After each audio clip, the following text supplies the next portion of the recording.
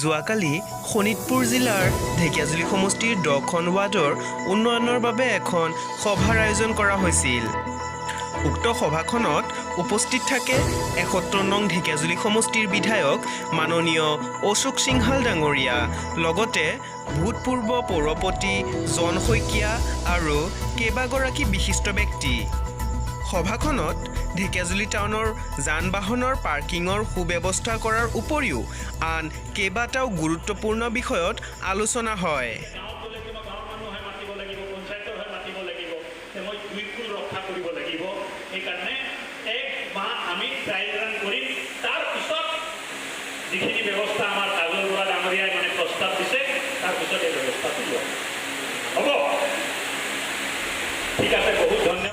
সাধাৰণ লোকে যাতে কোনো ধৰণৰ অসুবিধাৰ সন্মুখীন হ'বলগীয়া নহয়, তাৰ বাবে মাননীয় বিধায়কগৰাকীয়ে বিশেষভাৱে ধ্যান দিয়াৰ কথা নিশ্চিত কৰে।